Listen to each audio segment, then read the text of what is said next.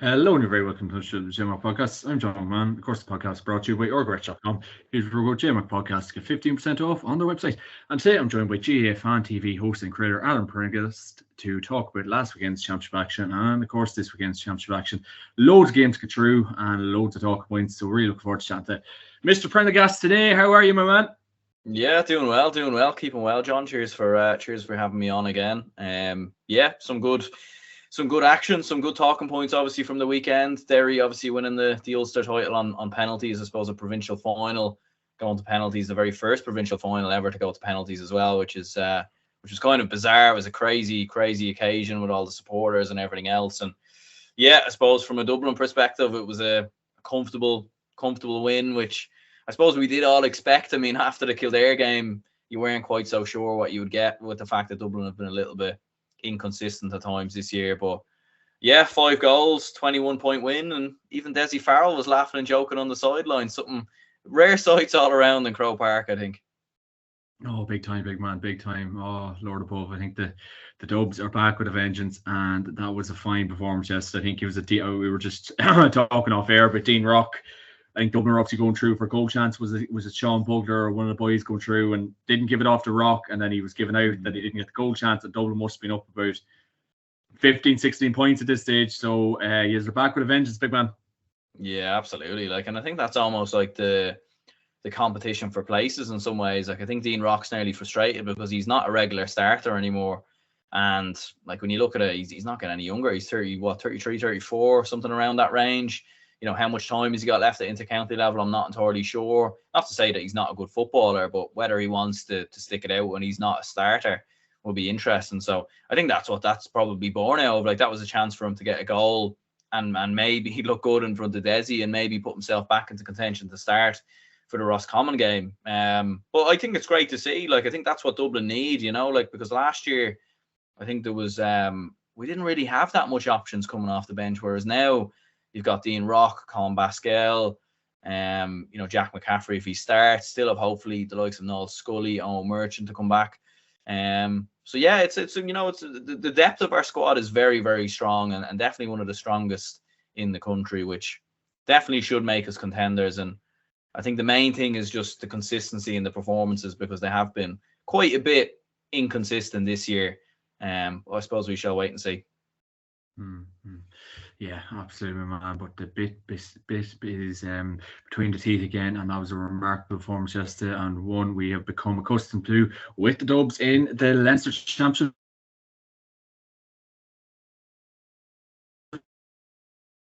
Tolfin Cup team of the week was Mr. Dara Brooks of Wexford between the sticks.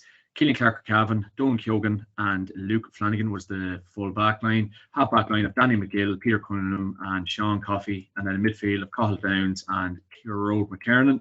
Then a half forward line of Oren Murdoch, Adam Loughran, and Ross Dunphy. And then a full forward line of Cian Farrell, Brian Donovan, and Owen Darcy. And then the GA football team of the week for the All Ireland / Ulster Championship / under 20 team of the week was Mr. Oren Lynch of Derry between the sticks, a full back line of Harry O'Neill, Thomas von Enkelbrechten. I hope I've got that right. Apologies, Thomas, if I haven't. Maybe Mr. Prendergast can brush me up on that one. No, I think I got it wrong earlier as well, so unfortunately. Yeah, maybe Kev will give us a bit of abuse about that later on. And Mr. John Small, not the first time he'll be in the GA team of the week, and not the last time. And then half back line of Charlie Burns, James McCarthy, and Kieran Mackin. That's a half back line of serious quality. I wouldn't mind having that for Cavan. And then a midfield of Brendan Rodgers and Conor Glass. Jesus, yeah, that's a remarkable midfield. Obviously, Rodgers will touch on him now in a few minutes. And then a half forward line of Callum Bolton, Sean Bugler, and Rian O'Neill, and then a full forward line of Shane Guigan, Conor Callan, and Sam Roy. That is potentially the strongest full forward line in Ireland at the minute. But yeah, there we go. And then we have the Fleur of the Week nominees is Shane McGuigan, Sean Bugler, and then Cian Farrell. So, Mr. Kevy, before I ask Mr. Prendergast his thoughts and all that, how are you? I'm alive after the weekend we've had. Couple of nonsense games and one absolute Michael Jackson thriller. So yeah, lots to talk about on certainly one of the games, and not a hell of a lot to talk about the others. Lots of other talking points, of course, moving forward. And we're now moving into 24 games of absolute dog and horse manure that will decide how 4 teams go out. It's just basically a money-making factory for the GA. That's what the next couple of weeks is going to be. I seen someone's tweet today. I'm not, maybe Ewan McKenna or somebody else, and 100%, like, you know, I'm all in favor of trying new things and changing things up, but when a lot of the games are going to be dead rubbers and pointless, like, what's the point? Like, you know, when after the weekend we've just had, John and Aaron, look, dead rubbers in our product, we need to get rid of them. And I just think this new format gives us more dead rubbers, and I think in the weeks ahead we're going to see 1 or 2 more tankers here. Yeah, absolutely. That's the way it's going to be. In the news obviously broke last night, Kevy, a good club mate of yours, Liam Stewart, passed away.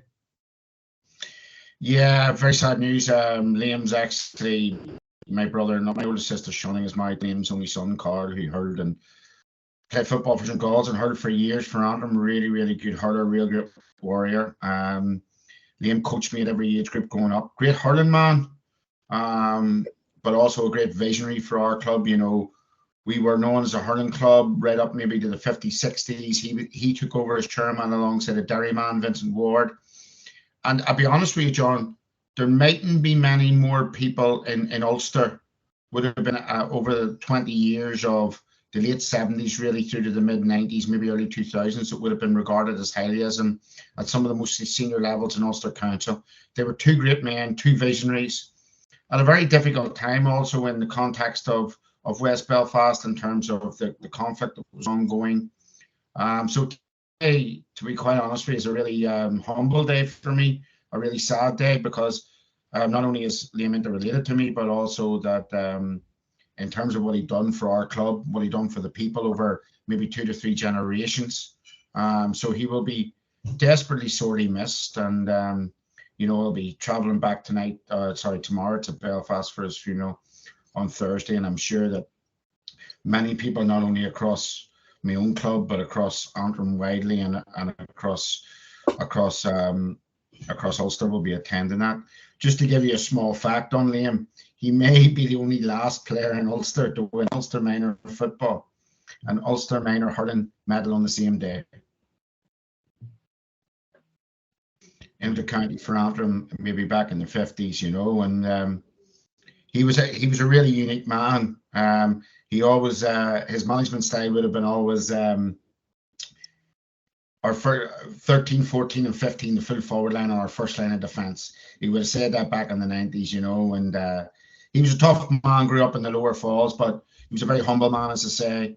It was all about his family and his club, and you know, I've a couple of nieces and nephews. One of his nephews is a professional footballer at Norwich City, young Sean, and you know, I know that they'll deeply miss him as well, because their granda would have bought them all their St. Galls gear at Christmas. You know, that was his most important thing to him, was St. Galls and the club and his family. So yeah, very sad day for me personally, and for the Welsh St. Galls, and indeed for people across Antrim and those who knew him in Ulster. Yeah, great tribute, Kevy, and may he rest in peace, because by the sounds of it, he is an absolute Antrim, GA and St. Galls legend. So rest in peace, sir. And I suppose, lads, there's only one place to start. Yesterday's Ulster Senior Football Championship final in Clonus. It was Derry 1-15, Armagh 18 points after extra time, and then Derry won 3-1 on penalties in an Ulster final. There we go, lads. That's the times we live in. Mr. McGurdy, what are we thinking? Well, I'd love to ask Aaron a question as a Leinster man. I don't think this game was overly great quality, but its excitement was fantastic. What do you think, Aaron?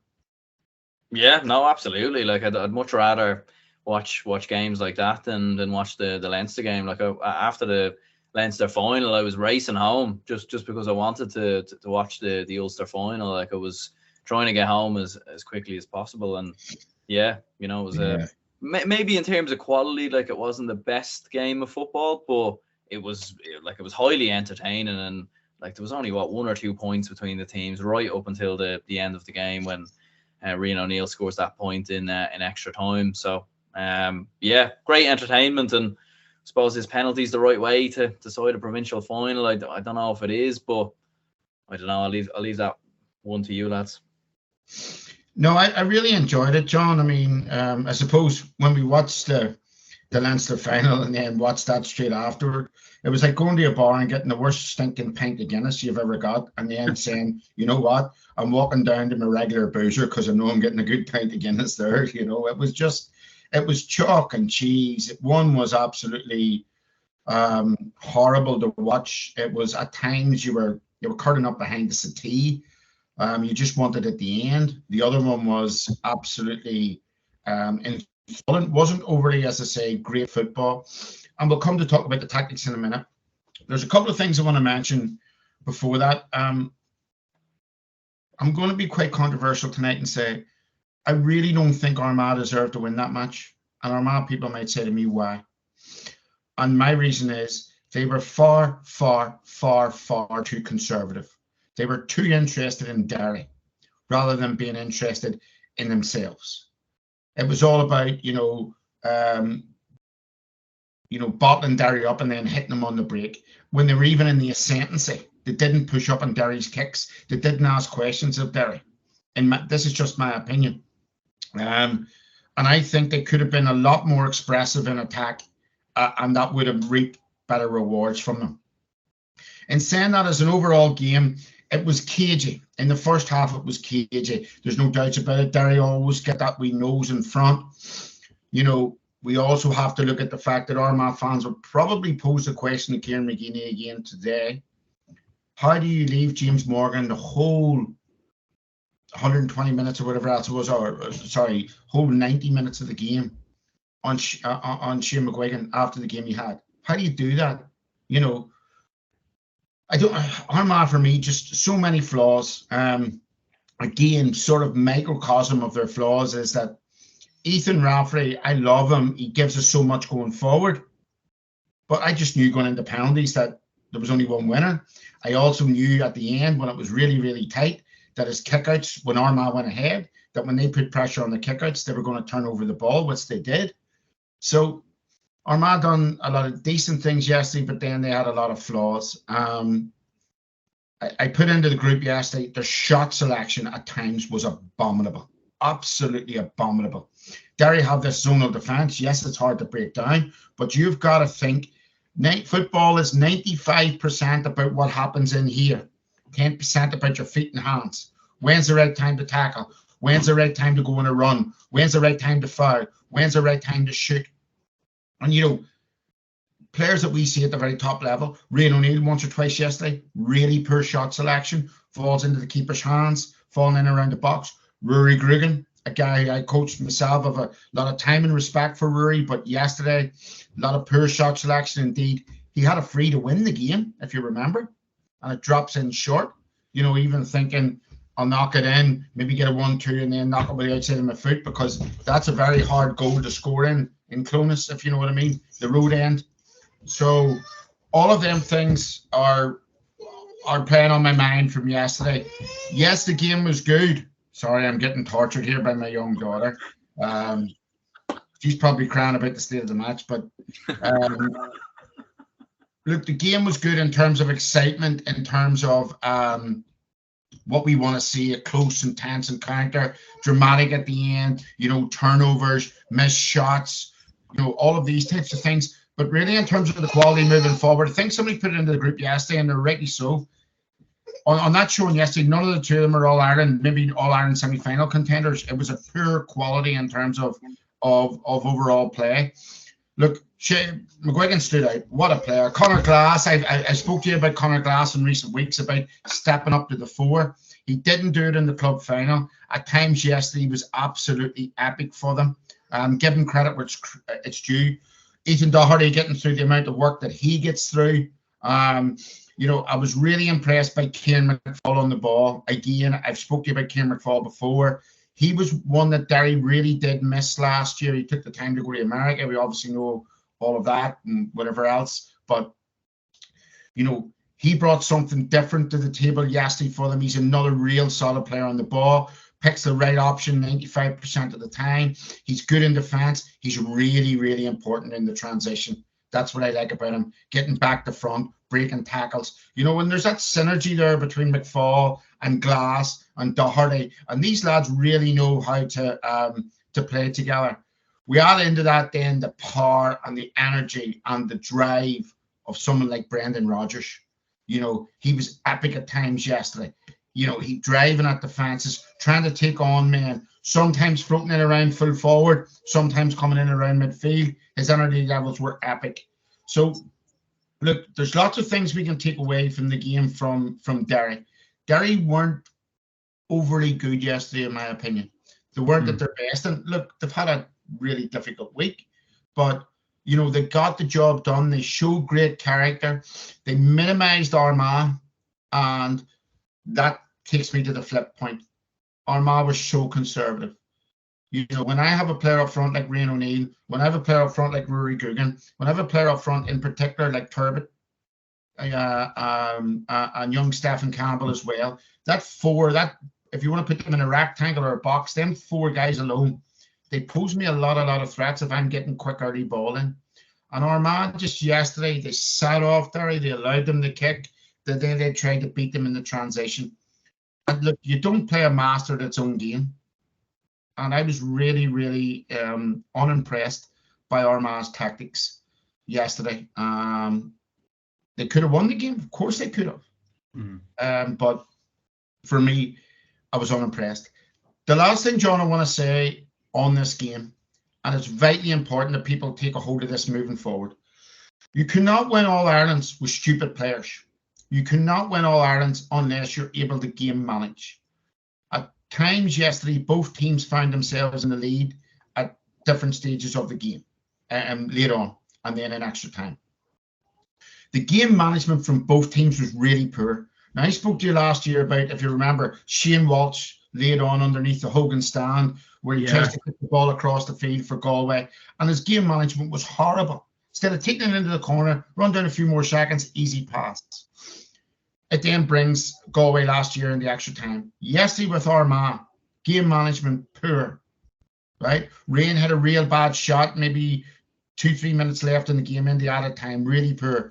Rory Grugan maybe should have went short with that, or maybe because of that, it was a mark he called, I think it was. So Rory would have had to take it short anyway. The other one was Paul Cassidy. I put it into the group yesterday. Jesus, if I had been in the Derry change room, would have lifted his head off. Really late on in the game, Paul Cassidy took a real bad shot that falls into the keeper's hands, Armagh counter-attack, and actually get a score from it. Then he does the bloody same again in extra time. The one in extra time is actually abominable. He's underneath the Jerry Arthur's, the main stand, right in the corner. Paggers couldn't even work the bloody angle he was shooting from. And he shot, and it went wide instead of keeping hold of the ball. So I suppose my overall point from them, 3 examples, 2 of Paul Cassidy, one of O'Neill, or sorry, maybe 4 examples of one of Grugan. If you want to progress at the very highest levels, you've got to take the right options. And the only other thing I'd say on it is, if we look at the Dublin game yesterday, the one that's been highlighted today, Kieran Kilkenny doesn't pass the ball, I think it is, to Dean Rock at the right time, who wants to rifle the net. And that's, Dean Rock's trying to say, I want to be bloody well ruthless here. If you pick the right option at the right time, and, you know, Dublin generally did yesterday, and that's why they ran out comprehensive winners, then, you know, when you do that, the percentage-wise up there in the 90, 95s and above, then you're going to be there at the tail end of the business end of the season. And neither Armagh or Derry done that for me yesterday. And that's why I would say on their performances, I'm not looking at them at all Ireland contenders at this present time. Just laughing, Kevin. It was a tight game at that stage for Dean Rock. Yeah, it wasn't really tight for Dean Rock. But you get my point, don't you, Aaron, what I'm saying? Yeah. No, like, and I was saying that to John earlier when he was talking about the Dean Rock situation, and I think it's almost like I suppose it was, you know, the fact that Dean Rock isn't a regular starter anymore as well. Like, he wants to get back in the team, you know, and he wants to show that he should be starting, and obviously a goal very much helps in doing that. But you know, that was Dublin in their pomp, really, like, in terms of, being ruthless, looking for the right options. You remember the goal against Mayo in 2020. I think we scored after 7 or 8 seconds when the ball gets played into Dean Rock. So you have to be ruthless, and maybe both Derry and Armagh probably lack that at certain times in the game. Yeah. I suppose, Mr. Prendergast, your thoughts on events that took place in St. Chenix Park, Clonus? Yeah, well, I suppose Kev's hit the nail on the head there with a lot of the points that he's made. Like, it was a very even game, but I think both sides were overly cautious. I think Armagh were probably maybe a little bit nervous at times in the way that they played. I think their decision making, especially in the closing minutes, I think was wrong. Like, I think Rory Grugan calling that mark, I couldn't believe it when he called that mark just at the end of normal time. Like, Derry tired massively, I think, towards the end of the game, and obviously Brendan Rodgers giving away that foul. He obviously gets black carded. And it looked like Derry's legs had gone even in extra time as well. And I thought Armagh had them, to be honest, because, like, especially with the crowd as well and how passionate the Armagh fans are, I thought they had them. I really, really did think they had them. But yeah, I think Armagh's decision making just in the final moments of normal time and of extra time, I think, was what cost them. Like, don't know why Rory Grugan calls a mark. Like, it's too far out, in my opinion. The ref wasn't going to blow it up there. He definitely had better options, in my opinion, than calling a mark there. And then I suppose Ethan Rafferty as well. Like, I think some of the like, the question is really, like, he looks like a good outfielder. He's a good kicker of a ball, but is he a goalkeeper? I'm not entirely sure that he is. Like, probably makes a big mistake coming out for Brendan Rodgers' first goal. And then towards the end of the game in extra time as well, he kept kicking long, and he was kicking right into Conor Glass, who's probably one of the best fielders in the country. So yeah, like, I think whether it was panic, whether it was nerves, pressure, I don't really know what it was, but I think Armagh's decision making in the final, in the decisive moments, cost them the game. But I think Derry at times, tried their best to throw the game away as well at times. Yeah, I suppose, as we have to touch on, obviously, Kevin, you did reference Shane McGuigan's performance yesterday. That's probably one of the best Ulster final performances I've seen for some time. Remarkable stuff, kicks under pressure. Even that point he just got, it looked like it was just going up in the sky and just curled in at the last minute. Whoa, remarkable stuff, Kevin. Yeah, what a performance. I go as far as saying, and I don't mean to put the wool over some of the greats like Canavan or even Brawley's Ulster final performance now again, or James McCartan or Mickey Linden. Probably the best Ulster final performance we've maybe seen since Frank McGuigan in the late 80s, which will never be surpassed even by McGuigan yesterday, by the way. But a phenomenal performance of many different attributes. His work rate was exceptional as well. He was in defence, picking up ball, very cool and calm in the ball. When things were asked of him up front, he sat up and delivered. His point, by the way, was a bit of gamesmanship, obviously, towards the end, where he kicks the one over. I think it's about 50 yards out, and he picks it up in his hand. And I'm thinking to myself, what's he doing here? Knock this off the ground.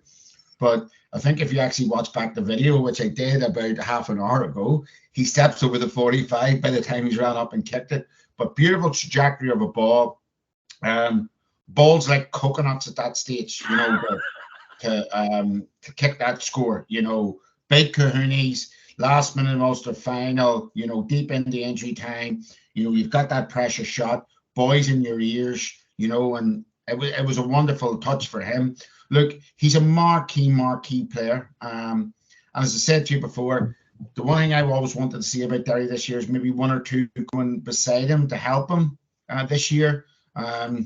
We probably still need to see a wee bit more Lachlan Murray, Niall Toner, these sort of guys. Paul Cassidy contributing more to the scoreboard other than a point or two. But listen, he's a wonderful footballer. I would be shocked. Sorry, I wouldn't be surprised, but I would be shocked if he didn't get J Footballer of the Week. I hope he has got it. I haven't seen that tonight. That'll be released tomorrow, yeah. He was incredible, absolutely incredible yesterday. As I say, in different facets, leadership, standing up to take the scores, taking that ball on, going back into defence, his work rate, the way that he carries the ball, his option taking as well is really, really good. When he's under pressure, what I like about him is he doesn't try the spectacular. He recycles the ball and he's not afraid to go again. So his performance yesterday was incredibly good. But you know me, I'm going to temper this. If he was that good yesterday, and I'm starting on the line, and I'm Kieran Donaghy, Kieran McKeever, and Kieran McGeeney, I've got to ask you the question. I've got to put it out there. When he's the fire in my house, and I put in a firefighter and it's not stopping, I need to do something else. And they didn't really do something else yesterday. They didn't look at a plan B or even a plan C to stop him. So, you know, that's taking nothing away from McGuigan's performance. On the flip side of that, we have to ask questions. Do you understand where I'm coming from? Yeah, it's an interesting point you make, Kevin. More options, essentially, from the Derry end of things, scoring point of view. Well, we need that from Derry, but I mean, from Armagh, you know, you need to make changes quicker.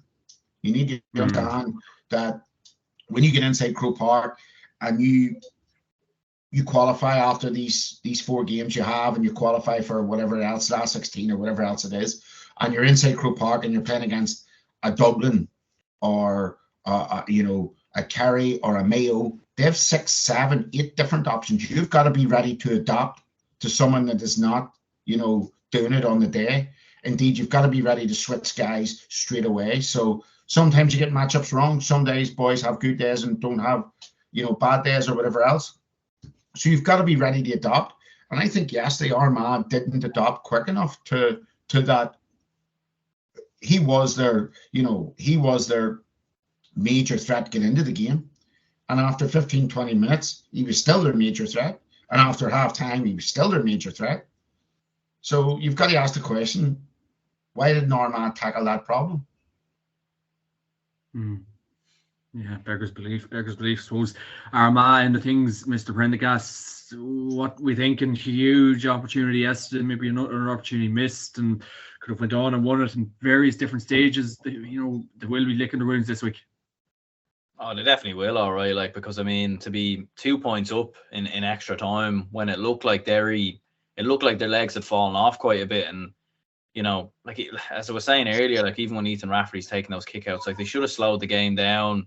You know, how often do we see the dark arts where a man goes down or something of that nature? Slow the game down, just take this thing out of Derry's attack, because once they got that score straight after Ethan Rafferty's point to send Armagh 2 points up, I think Shane McGuigan scored it. All of a sudden, the Derry fans were back on their feet again. The momentum was back with them. So like from that resulting kick out, it was crucial. But yeah, like for Armagh in general, like you look at it, they're in a draw with Cavan and Down, you know, in the quarterfinals and semi-finals. They avoided Tyrone, they avoided Monaghan. You know, Donegal, you'd imagine will probably get their act together next year, although are they a contender? Probably not. So it's going to be tough for Armagh. Like, there's a lot of great teams in Ulster, like Down are definitely on the rise. Derry certainly aren't going to go anywhere. So it's a massive missed opportunity for Armagh. Like, it's 15 years since they won an Ulster title, and you know, 15 years since they were in a final as well. Like, it's very, very tough competition to even get to the final. So yeah, for Armagh, it's a big blow, and yeah, going into the group stages, obviously, as Kev was alluded to earlier, like the group stages are a bit of a farce. Like, Armagh only need to win their one game, and that's, you know, beat Westmeath, and then you're sorted. But you know, playing Galway and Tyrone would be 2 tough games for them, but ultimately they probably won't really matter. They'll be good games for them, man. You know, Galway and Tyrone. Yeah.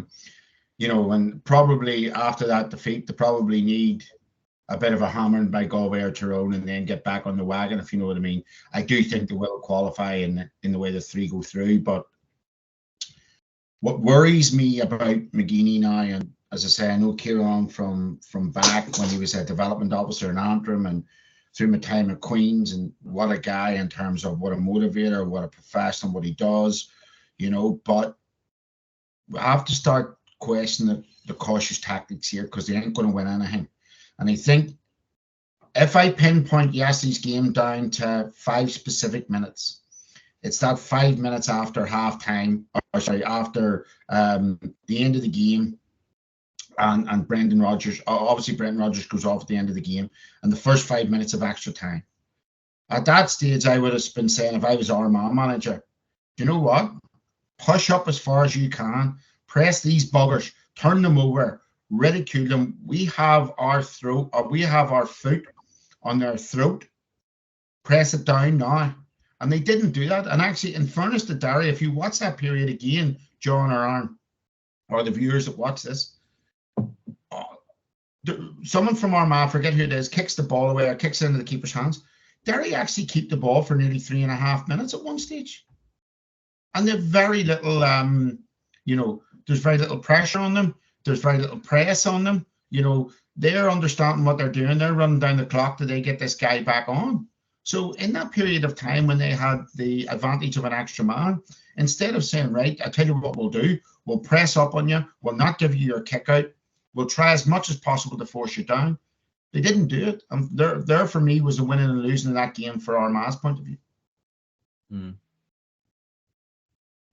Yeah, that's the crux of it, lads. That is the crux of it. Yeah, no more joy for Armagh, and Johnny Murtagh will not be seen probably now for a few weeks. The group chat's been very quiet since, Kevin, from Johnny.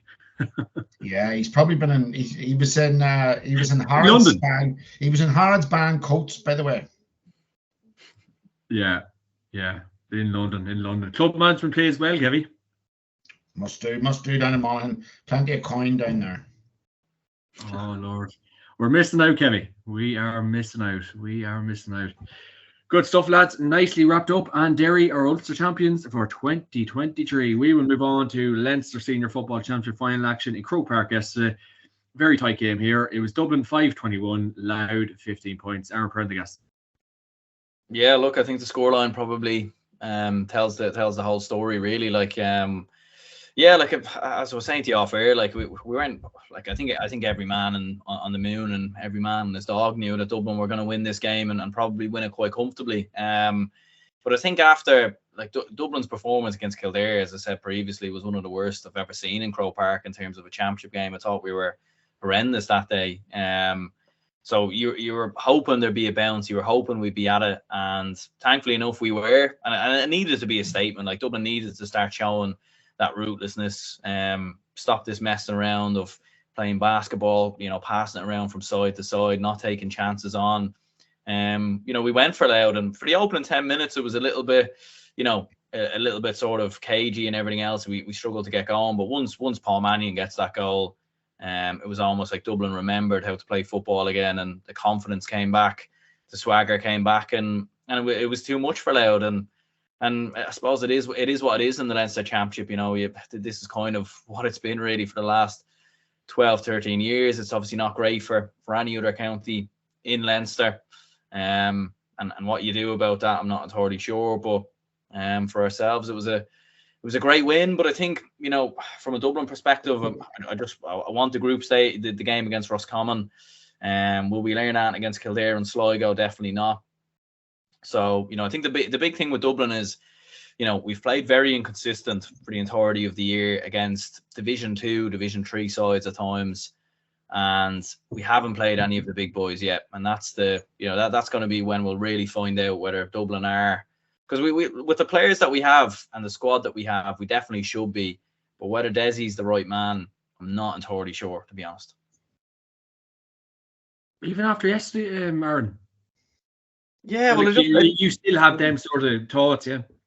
Well, I just think at the end of the day, we are playing Loud. I know Loud have had a great year. Don't get me wrong, to finish third in Division 2. Yeah. Just don't think you can really read too much into that. When you look at Dublin in the entirety of this season, we conceded a goal in every game, barring the Loud and Kildare game, and also Kildare in the league. Defensively, we've been wide open as anything.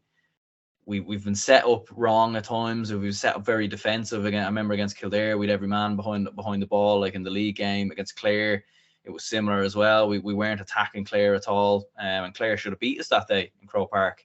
And it follows on from last year as well. Last year, let's not forget, we got relegated. We lost 5 games in the league. We look good. We look good at times against Kerry, but Kerry just let us back into that game. If Sean O'Shea scores that penalty, Kerry would have been 8 points up at halftime. 6 or 7 points up. So there was no way we would have got back into that game. Because the talent is there, the players are there. Paul Mannion, Jack McCaffrey, Dean Rock coming on as a substitute, Conor Callaghan, like the talent and the players are definitely there. And you see when the leash is let off a little bit, you see what Dublin can do. The problem is it looks like, especially against Kildare, it looked like maybe we've been overcoached ever too slightly, told not to shoot at certain times, told to play certain types of passes. And it's looked like that for a couple of years now. But look, the big acid test is obviously going to be against one of the big top contenders. Yeah. Kevy, any more thoughts on this one, or are we just clutching at straws? Clutching at straws. I think Aaron summed it up pretty well. Just a couple of points in the game for me. I told you the 41-year-old wasn't coming back just to make up the numbers. What's your thoughts on that, from David O'Hanlon's point of view, Kevy? I don't know. Let me fire that across to Aaron. What would you think, Aaron, being a dub? Yeah. I mean, you're there. You were probably at the game yesterday, or you've been discussing this with dubs. What are they thinking about it? Yeah, like I don't really know. Like it's a bit short-sighted. Like I'd have a mutual friend who knows David O'Hanlon quite well, actually, and maybe I'll ask him what he thinks. Like he'd be good mates with David O'Hanlon, but obviously an Afina club man. It's an interesting one. Like Desi's obviously an Afina man himself. He's dropped his own club man to bring Cluxton back in. Like I agree with what Kev was saying there. Like when the news was breaking about Cluxton coming back, like they're not going to bring a 41-year-old to be a substitute. Like it just makes zero sense. Why would he come out of like I suppose fake retirement or whatever it was, to be on the bench? It makes no sense. And I thought David O'Hanlon was having a good season. I know, as we were saying there, Dublin were conceding a lot of goals, but it was nothing got to do with him. It was got to do with our defence. Like O'Hanlon was making big saves. He made big saves against Cork, a couple of big saves at times against Clare. It looked, because since Cluxton had left the team, there had been this debate, like, is Comerford the man? I'm not entirely sure. Is O'Hanlon the man? We didn't know. It looked like during the league, we were like, right, I think we have now our number one in David O'Hanlon. And yeah, Cluxton comes back into the mix. In fairness to Cluxton, I think he has played well. He's made big saves. Made a big save yesterday against Conor Grimes. I know it wouldn't have made a difference, but it was still a great save. Kickouts wise, fairly decent, although the first half there was a few sketchy moments, but I don't think it was necessarily hugely got to do with him. So like I think, like as I was saying to John there earlier, I think maybe what Desi's looking at it is how many more years has he got in the job as the manager. I don't know. So I think he's playing all his cards. He's Cluxton's playing. Mannion and McCaffrey were probably given a huge sales pitch in the summer to come back. And you're putting all the eggs in the basket to try and get that All-Ireland over the line, because I'd say he probably looks at it as well, Desi, and looks and thinks, is there a huge amount of underage coming through? I'm not entirely sure that there is, to be honest with you. So I think he's looking at it and thinking, let's get the most out of the players that we have to win that All-Ireland, but it could have effects in terms of long-term. This could affect Dublin, in the long term. But if we win the All-Ireland this year, nobody will bat an eyelid. Yeah, no, I mean, in one way, Aaron, it stinks of desperation when you're bringing back a 41-year-old, if you understand what I mean. Yeah. And I get your point on Desi. But to back Desi a bit, if I look at the 20 boys that entered the fray yesterday, even those that come on as subs, roughly to me, 9 of them are sort of newcomers from that settled side that won 6 in a row, or we're battling maybe for the 7th in a row. So if we take Newcombe, to an extent, Davy Byrne, Lee Gannon, definitely. When we look at, what's his name? Sean Bulger, definitely. Cian Murphy, right? When we look at, in a way, at Sean McMahon. And in another way, Colin Basquel, who was in and about them panels, but was never getting a run out. So there's 7 or 8 guys that came in yesterday who got some game time that sort of are almost Desi favourites, if you understand what I mean, or Desi people, compared to what was had before. So he has sort of flipped over quite a bit of players. Yes, there has been people that have obviously retired in that time. For me, I think Aaron summed up the first 10 minutes really well, which was nip and tuck, and then Brian Fenton goes through for that opportunity. And it just looked from there on that it was as if it was going to be plain sailing. And it was, side issue to Samuel Roy. Okay, kicks 10 points. I think it's 6 frees and maybe 145. But again, he stood up yesterday. He was really good for bringing other people into play as well. He's a top player, that boy. You have to give a shout out to him. Reading Mickey Hart today, again, he says that's the steep learning curve you're on, and it is. But unfortunately for the GAA, this is the problem. We have a Louth team that are in the top 11 in the country this year, top 12 in the country league-wise, against a team that are, 2 up from them or whatever else, who won that league. We have a population-wise between the two of them that is a gulf. And we also have a financial gulf between the two of them. I'm just guesstimating here of maybe £200,000. So yesterday's outcome for me, even before we started, was going to be severe. I take on board Aaron's point. It's one of Dublin's better performances over the last 3 months or so, because they have been quite inconsistent. Look, they can only beat who's in front of them. I was a wee bit disappointed with them that night up in Celtic Park. I didn't see more from them. I think they will win their group. There's no doubts about that, that they're going into now. And really, we're coming down to the business end of the season. And I think Aaron makes a brilliant point for people to go away from this conversation and to think about and debate upon. It really is shit or bust from Desi now. In my opinion, it is. He's got McCaffrey back. He's got Mannion back. Obviously, Cluxton's back now. James McCarthy, again, still playing away. It's people like Basquel, for me, maybe Costello, if he gets his act together. Possibly a season like he had a couple of years ago, Brian Hard coming to the fore again. Obviously, Con stepping up to the mark. It's these guys that he got to look to. Not the James McCarthy's, not the Brian Fentons, not the Kieran Kilkenny's. We all know their consistency. We all know Cluxton's consistency. It's these other guys now that have got to break that glass ceiling for me. Yes, they've won All Irelands. Certainly Con, we know he's a terrific talent. But what I'm saying is they need to be leaders. They need to understand that they're under a bit of pressure now.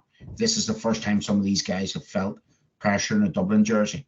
A couple of seasons without an All Ireland, feel the heat, step to the mark. And that's the big thing for me. But yesterday, look, nobody learned anything. As much as the Ulster final was a great occasion, spectacle, colour, entertaining in terms of excitement, I think the other games really do show us that the provincials are dead. This is Dublin's 13th provincial in a row. That's ridiculous. Absolutely and utterly ridiculous. We can go back down to Munster. Kerry and Cork have shared every one bar one since 92, with Kerry mainly winning them. So Tipperary won the freak game, Clare won in 92. So we're talking over the period there of almost 30 years of that. It's madness. It's madness. As much as Ulster is competitive, and I'm an Ulster man, again, we need to have a rethink about all this. Kevy, we're 3-4 years having this conversation. It's just not. We're just banging our heads against the wall. It's just Groundhog Day every podcast. Yeah, but the Ulster councils want their spot, and the provincial councils want their spot. I understand that, but we can give them a share of the cut of the money that comes from these other things. So if there's 9 counties in Ulster or 13 counties in Leinster, whatever else, we can give them a cut of the money. We can work some sort of formula. Look, they're not working for me. Bar Ulster, there's nothing competitive. So we do a draw at the start of every year. Jeez, look at poor Sligo, We've 3 Division 4 teams or 2 Division 4 teams and a team that doesn't even get league time playing on one side of the draw. Let's be honest.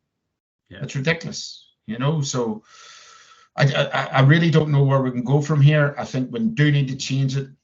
Again, back to my point, I think Jarlath Burns is he's obviously a school principal. He's a real good leader of people.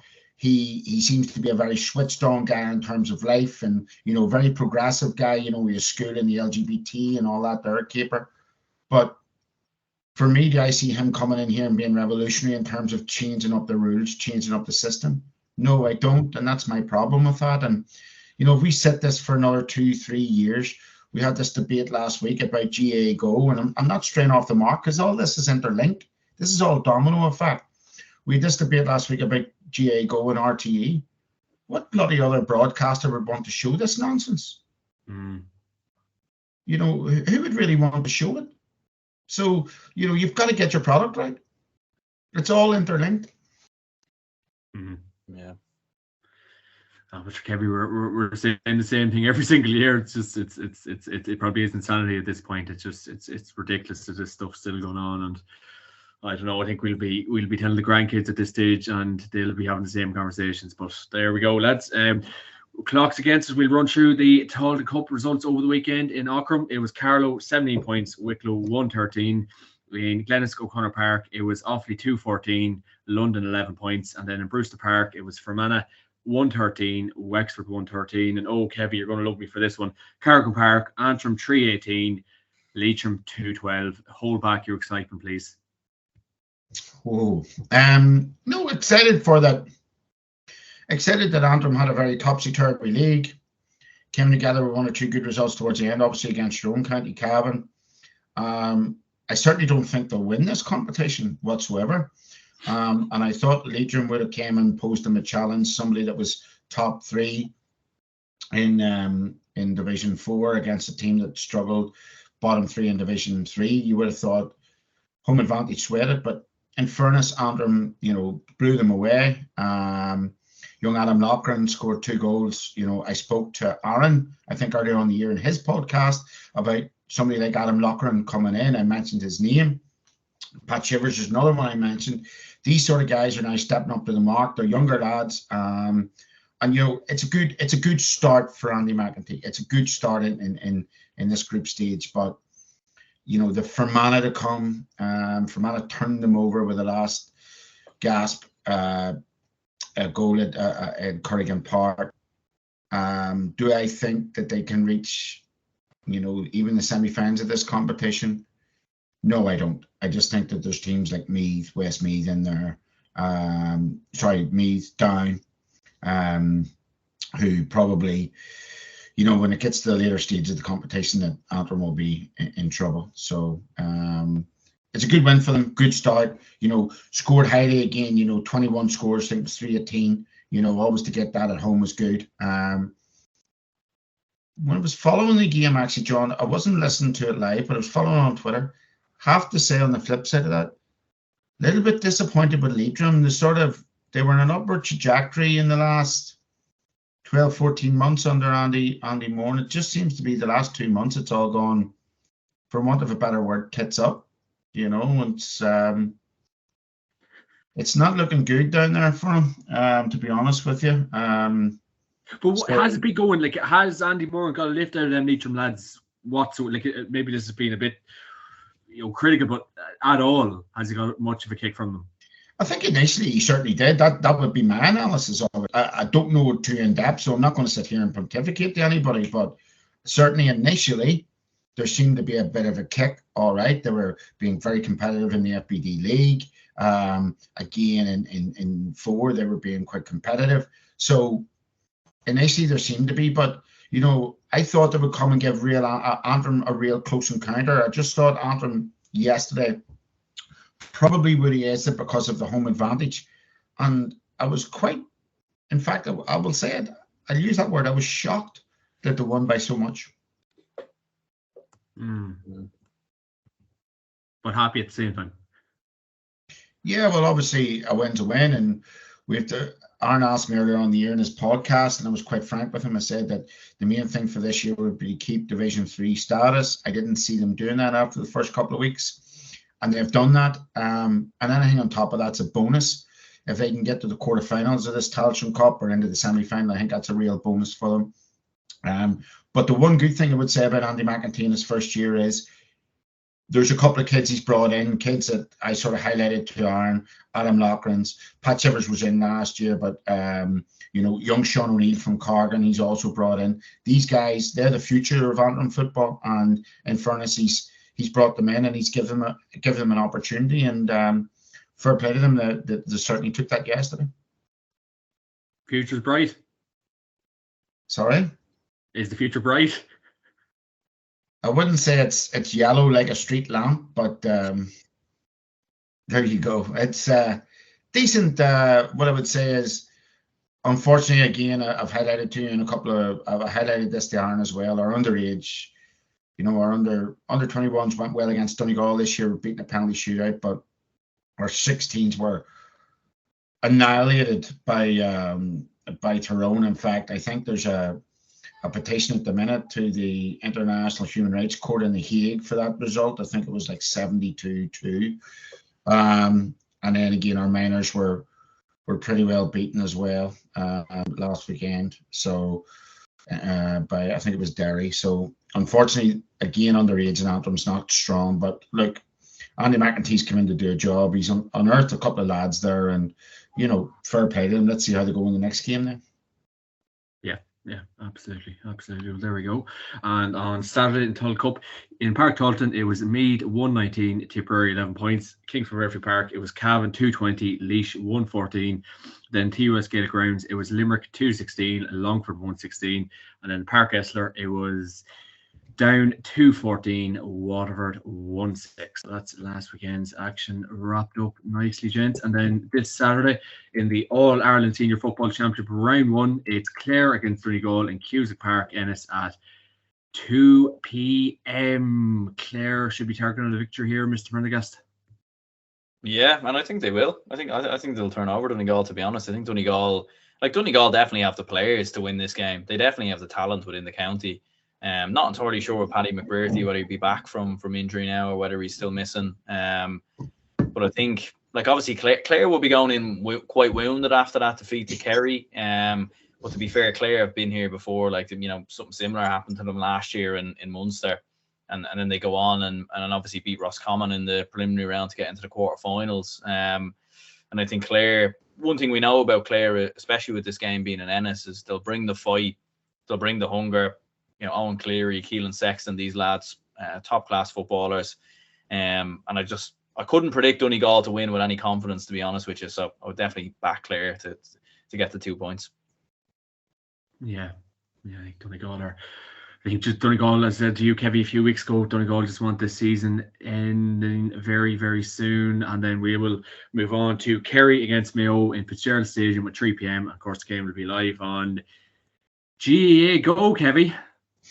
Yeah, really looking forward to this. Most anticipated game of the season thus far, Aaron, calm down. My only problem would be, do we all think there may be an element of shadow boxing in this? Probably, yeah. Unfortunately. Yeah. I do think that Kerry will go out with a professional attitude to win the game. Don't get me wrong. But I don't know if Kevin McStay is going to show his whole hand just yet. No. And really, if we're to see the development of Kevin McStay's team, okay, they've turned over Kerry already this year, but to go to Fitzgerald Stadium and put on a performance, and I really want, our listeners or the people that watch this before Sunday to focus in on the Kerry defence versus this Mayo forward line. Now, the real thing that excites me about Mayo at the minute is their forward line. It really does, and the options they have coming off the bench. Lots of stuff going on there. The Kerry defence during the league was quite brittle. We focused so much last year when they won the All-Ireland on Paddy Tally coming in and the defence and how good that was. In the league, it wasn't so good. Yes, look, again, of no disrespect, they've won the Munster Championship, but we can't really take anything out of that. So really important to see that happens.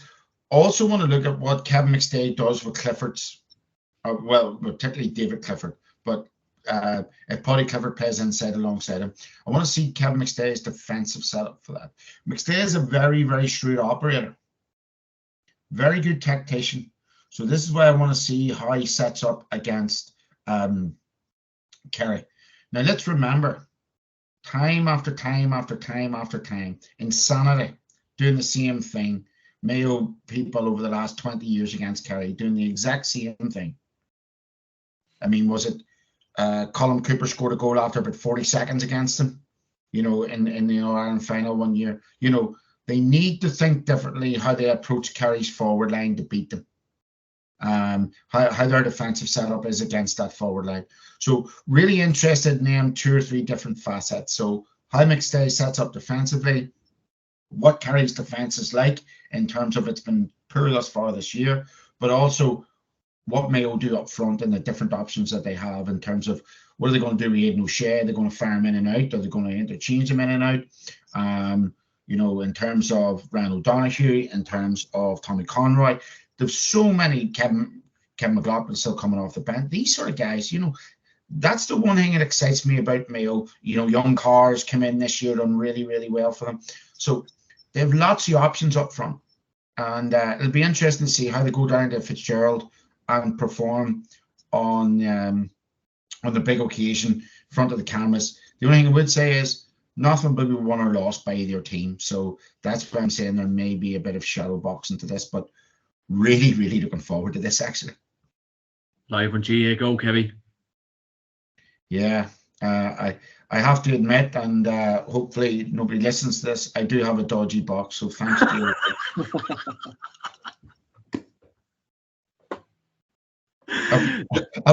Available from all good outlets on the internet, $49.99 per year. Yeah, you'll be getting a knock on the door now, I'd say. Yeah. They're great. It was a boy from Ballyfermot sold me it. No surprises there. No surprises there. Great devices by all accounts. Great devices by all accounts. I need to get one myself. Yeah, they sound great. I have to say. We'll move on before the guards knock on our doors. Galway v Tyrone in Pearse Stadium at 5:15. GA Go, Mr. Prendergast. Yeah, I think there's a double header, I think, with the Kerry Mayo game on GA Go. So I suppose maybe an element of a little bit of shadow boxing maybe in this game as well, similar to Kerry Mayo. I think Armagh are in this group as well, so I suppose maybe there's a bit more jeopardy to try and secure top spot or get into the top two maybe or whatever, finish as high as you can in the group. Be a very interesting game. Like I think Galway are probably the front runners for Sam in my eyes at the moment. I think defensively they've been excellent. Matthew Tierney is in the form of his life at the minute. He's arguably been footballer of the year so far, probably up there with Shane McGuigan, you might say. He played very well against Sligo, albeit it was against Sligo, but he's had a very good season in fairness. Damien Comer, and then Shane Walsh probably hasn't been at his best so far this year. Maybe it's been a long year for him, obviously playing for Kilmuckle Crokes, bit of an extended break. Obviously was in Australia for a while, so be interesting to see if he gets back to his best as well. And like with Tyrone, when you look at their team, they're starting 15, obviously All-Ireland champions 2 years ago. Problem with Tyrone is that there's been so much inconsistency. You just don't know what version of Tyrone you're going to get. Like with the players that they have, and Darren McCurry, Colin McShane, I suppose he's kind of struggled a bit maybe from his injury. But young Derek Hanovan as well, it's been one of their brighter sparks so far this year. Defensively quite strong. Noel Morgan, usually very reliable between the sticks as well. But you just don't know what you're going to get with Tyrone. And like that game against Monaghan was very un-Tyrone. Like they just completely, I suppose the seas opened, the heavens opened, like in the kind of going into the couple of minutes when Monaghan got that late goal. Like you wouldn't associate that with Tyrone of old, where you're conceding late goals and conceding chances left, right, and centre. So, would back Galway. I think Galway at home as well. So it would go with Galway to get the victory. I'm going to totally disagree with Aaron, and he can come back to me on this next week. Tyrone have been off the mark now for 5 weeks. These Bills have been in the hills in Galway and Carrickmore carrying out operations. I would say they're flying fit. They're hungry. They're eager. A wounded Tyrone are a difficultly dangerous animal to cope with. I think their pride and their ego has definitely been hurt by what happened against Monaghan at home. It's not often you win an Ulster Championship match in Omagh. And I would probably suspect, I would have no doubts that we're going to see a couple of changes to the Tyrone team coming into this game. Paddy Hamshie, even though he's a great leader, he hasn't been playing well at the back, so that would concern me against Comer, against Walsh. Their midfield hasn't really been clicking with Kennedy and Conor Kirkpatrick. Full forward maybe is a bit of a problem for them. So if I'm in Brander's shoes and certainly on Fergal Logan, I'm thinking of putting in young Matthew McGleenan, Michael McGleenan, Matthew's young lad in the full forward. Big, strong ox of a fella, very good underage footballer, clean ball, and maybe they need him in there. And you know what? For me, it's a no-brainer for Tyrone, because if they lose, they lose. Put him in at this level, see what he's got, see what he has. He's a big man, Kevy. He is. Canavan as well. Start younger Canavan. See how he goes. No better way to learn than against good quality defenders. All Ireland club, All Ireland last year. He'll not get it easy at all. So all of these things, for me, are vitally important in terms of in terms of moving forward for Tyrone. I think they need a big result, and I think if they do get a big result here, then that can really kickstart their season. But listen, these boys have been in the benches for a couple of weeks, and they're dangerous coming out of that. So I would probably disagree with Aaron in that. Home advantage is big. I really expect a kick from Tyrone this weekend. I really do. Yeah, a game to really look forward to this weekend. Hopefully it lives up to the billing, lads. And then the last game of the All-Ireland Senior Football Championship this weekend, it's Sligo against Kildare in Markfitts Park at 2:30. Mr. Prendergast. Yeah, well, I think I suppose, especially after Glenn Ryan, obviously speaking quite a lot about Dublin and in the post-match game, and look, he obviously makes it a lot of valid points in terms of Dublin having all the advantages in Croke Park, but at the same time, like, Kildare should be doing a lot better, in my opinion, with the resources that they have, with the underage that they have, and given the fact that they are, 4th, 5th highest population in the country. So I think you have to go out and beat Sligo. Like, you have to go out and beat them. Like, I think Kildare are more than capable. Like, they definitely have the players, in Jimmy Hoyle and Daniel Flynn, Derek Kirwan. And I suppose with the way that this group is, like, are Kildare going to get anything from Dublin? I don't think they will. Are they going to get anything from Roscommon? I think it's highly unlikely, to be honest with you. Davy Burke probably knows these Kildare lads inside and out. So this is it, really. I mean, this is it for both sides. You feel sorry for Sligo, to be honest with you, because Kildare will probably turn Sligo over this week, and then Sligo have to play Roscommon and Dublin in Croke Park. Do you know what I mean? Like, it is a bit of a joke, really. But look, that's how it is. But I would go with Kildare to win. But then again, Kildare, you just never know with Kildare. Like, they were very poor in the league, and Sligo at home. Like, I'm sure that they'll know, like, this is their only chance really at getting out of the group. But I think if Kildare have anything about them, they should win. Yeah, kind of the group of death for Sligo, unfortunately. Obviously, we've seen Tony McEntee saying last week maybe about the Dublin game being played in Kingsford Park, but Kevy, that game could be played in, I don't know, Sligo's back garden, and Dublin still win by 20 odd points, we think. It'll be the first time in over a century that the nation will have witnessed a public execution in the capital. I mean, what's that game going to do for anybody, if you understand what I mean? It's just nonsense. So, look, I think Aaron makes a really relevant point there with regards to Sligo. This weekend is all or nothing for them, and the same with Kildare. That's the way it is. Yeah, perfect. Then both through the Taunton Cup games, it's London against Cavan in Ruislip at 2 p.m. this Saturday. Carlow against Limerick in Networks Cullen Park at 3 p.m. Longford v Wicklow and Glennon Brothers Pierce Park 5 p.m. Then Wexford against Antrim in Chadwick's Wexford Park at 5:30. Leitrim against Fermanagh in Avant Money Park, Sean McDermott at 6 p.m. Waterford against Meath in Fairfield at 6:30. And then Laois against Offaly in Laois Highmore Park at 7 p.m. So loads of Taunton Cup action to look forward to this weekend. Kevin McGurty, your player to watch this weekend and bet off the weekend. John, just before that, look, there's games in Taunton Cup as well. Meath versus Waterford's going to be an absolute humdinger, isn't it? I mean, geez. Have you got your ticket? We'll probably need to go to 3 competitions in all seriousness, but anyway, that's off the point. Player to watch this weekend, going to go for Tyrone, man. Because I was thinking about a Mayo guy. young James Carr is one who's sort of come into the ranks this year and going down to Kerry. Great to see him in that setting, in that environment, in that atmosphere. But Tipperary against Down, FBD Semple Stadium, 1:45 on Sunday, just in case anyone thought I'd dare forget about them. Go on, Kevin. So I'm going to go for Tyrone guy. If he plays young McLean, I think Tyrone, part of what Tyrone have been missing for about 18 months now is Conor McKenna type player. A guy who's from the same club, by the way. A guy that can catch and win ball, bring others into the game, but can also score.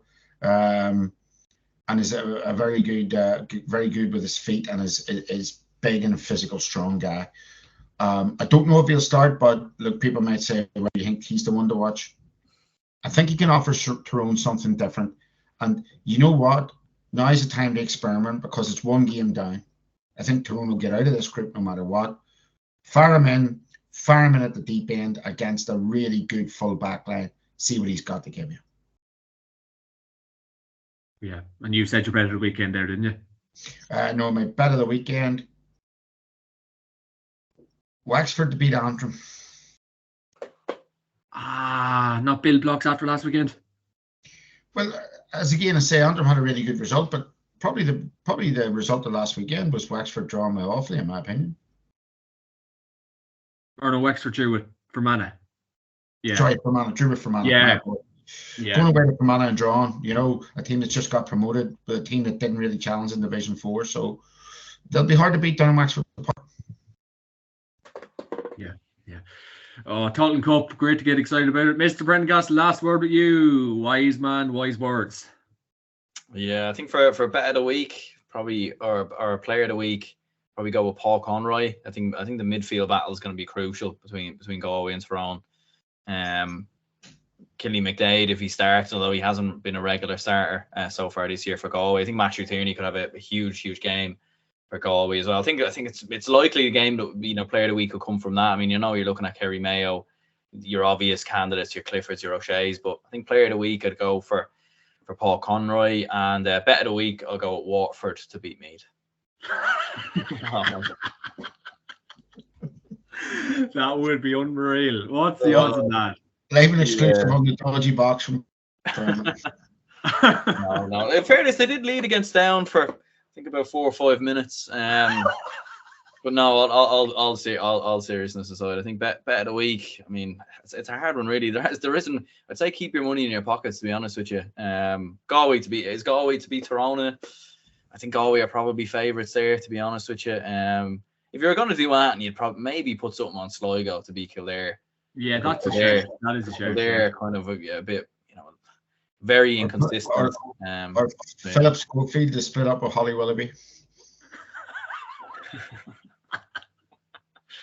Maybe, yeah. Might be onto something there. Oh Lord, who knows? Something behind the scenes. Something. So keep the money in the pocket. That's the best option, Kevy, is it? Huge Calvin boys should know all about that. Maybe Carlo to beat Limerick. That might be one. Yeah. Davy Byrne won't be happy. Who? Davy Byrne. Oh, Davy Byrne. Oh God, not the Dublin one, the other one. Our Davy Byrne. Yeah, we haven't seen that man in a few weeks. God knows what he's at in the mighty kingdom. Lads, thanks so much for joining me this week. And of course, the podcast is brought to you by orgretch.com. Use recorded Joe podcast to get 15% off on their glorious website. Former entrepreneur Kevin McGarty, GA Fan TV host and creator Aaron Prendergast. Thank you very much, gents. Have a great week. Brilliant, Sandra. Sean.